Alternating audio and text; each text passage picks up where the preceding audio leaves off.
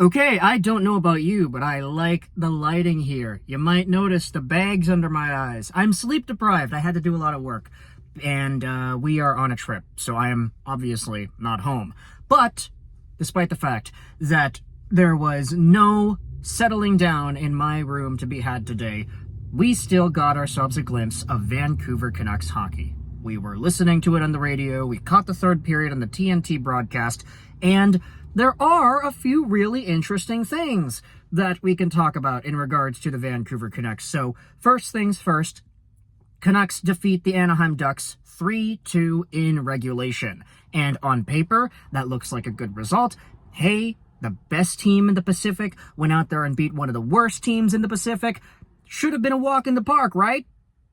But honestly, it kind of wasn't. And I think this is where we start to talk about intricacies and nuance, because wins are wins, yes. 2 points are 2 points, yes. But the way in which the Vancouver Canucks got these 2 points was not really ideal.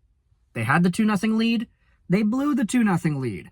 The Anaheim Ducks kind of matched the pace, and the Canucks were not playing like a team that was vastly superior in the standings to Anaheim. You know the old syndrome where it's like, yeah, this is the Vancouver Canucks style. They play down to the skill level of their opponent just to keep the fans interested, right? I mean, obviously it's not intentional, but that's sort of the feeling here. Canucks are able to pull out the 2 points at the end with Dakota Joshua. Thank you, Dak. My goodness, he is amazing. But this game had a lot of issues, and I wanted to talk about some of these here in today's video. But before we dive into that, before we dive into the events of the game, did anybody else notice that gosh darn Easter Bunny? Happy Easter, by the way, to those who celebrate, but anybody see the Easter Bunny on the ice at Rogers Arena after the game? The guy was like waddling around there, he's kind of waving everybody, and then they showed like a close-up of him dancing, doing the whatever this is. Like, he was crazy. That was so cool. And like, it was one of those costumes where it was just filled up with air. You could even see inside the mouth hole, like the guy underneath. That was so funny. Caught me completely off guard and had a big laugh out of that. But yeah, it's really warm in here, by the way. Might need to get this video out quickly because I don't want to cook alive in the interior of this car. But first period, we have ourselves a power play goal scored by Brock Boeser, assisted by, I believe it was Hughes and Miller. Shot goes through, bounces out in front, and Brock is right there to backhand it by Lukas Dostal. The Vancouver Canucks Twitter account tweeted the goal, and the caption that they put was simply the best, which is very, very great. Tina Turner stands. Let's reunite. But it's a 1-0 game in the first period. In the second period, it becomes a 2-0 game because the second power play unit goes out there and does some damage. It is Dakota Joshua. He receives the puck right there on the goal mouth, and he goes through the legs and right upstairs on Lukas Dostal. One of the prettiest goals that Dakota Joshua has scored all year, and he has scored some very pretty ones. Makes it 2-0, just a solid goal. And this is one of these instances where it's like, yeah, Dak is back, baby. The Dak attack, he's right there. He was given these opportunities upon his return to the lineup, and he's making the best out of it. Love to see the through the goals performance. Re-sign this man, Patrik Allvin, although I acknowledge he's probably not going to go for anything under, let's say, $2.5–3 million. He is so good, and his value is so easy to see that I think he's got a case to making a lot more money. But we'll save next year talk for next year, right? Either way, Dakota Joshua makes it 2-0, and then the third period begins. This is kind of where I come in and I actually, stop listening to Brendan Batchelor on the radio and turn on the TNT broadcast. Big shout out to Brendan Batchelor, by the way. That guy's incredible. Like, his intricacy and the details as to what he's able to say in such a short sequence of time. Right half circle, back to the point, shot in front, rebound loose. And like, every single line that he says is coherent. It makes sense. Man, I gotta give some big props out to Brendan Batchelor and the Sportsnet 650 radio crew. But in the third period, this is where I turn on the TNT broadcast. I'm here in America, right? I can't watch Sportsnet. But This is where things get interesting because the Anaheim Ducks respond with 2 goals in the span of about a minute and I think it was 11 seconds, something like that. First goal is scored by Olen Zellweger. This was a crazy good goal. Like, man, oh man. Olen Zellweger scores his first NHL goal, and it's a beauty on Artur Silovs. He's coming down the left half wall, and then he snipes it just really wide angle, upstairs, short side on Silovs. Beautiful goal for Olen Zellweger's first in the NHL.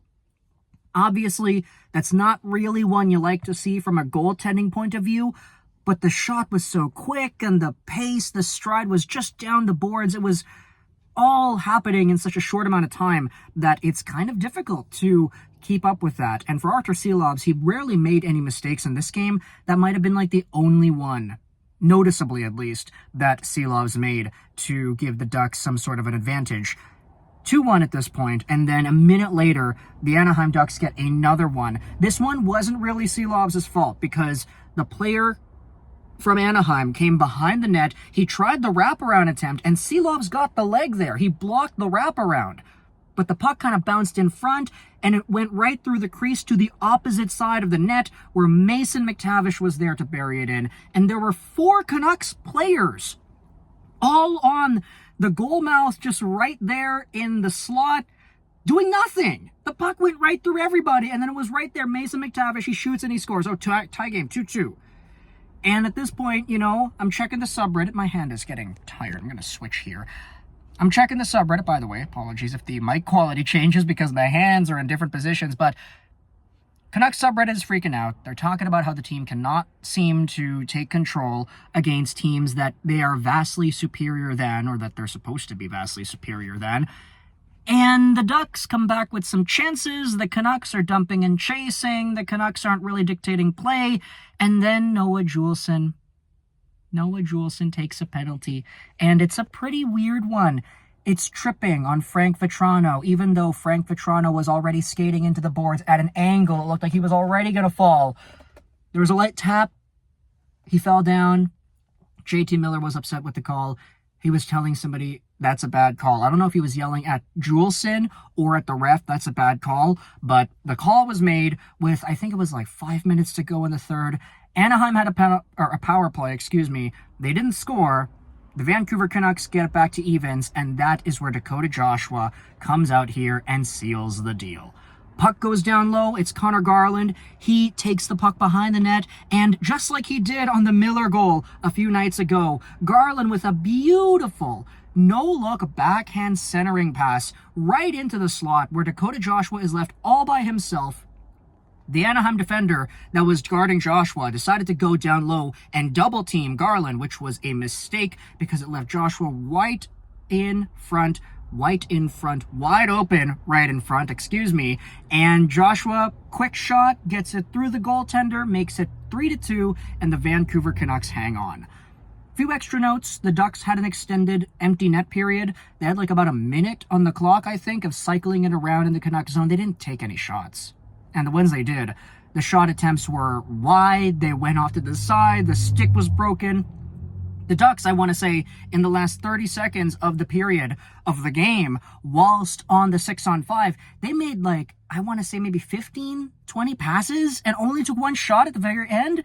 And that was Leo Carlsson. He took the one-timer and he broke a stick. So the puck went wide. It bounced out on the opposite side, jamming away at it. Mason McTavish, Philip Hronek is there, and then the game is over. So Vancouver comes away with the win, but unfortunately, this is one of these games where it's like, yeah, you kind of have to look at the signs because the Vancouver Canucks haven't really started taking control of games in the ways that they had at the beginning of the year lately, especially against a team like this, where you kind of have to be in a position to do that. You have to be able to beat the Anaheim Ducks in regulation, and you have to be able to make it look convincing. But in that third period, they kind of didn't, and that is a bit concerning.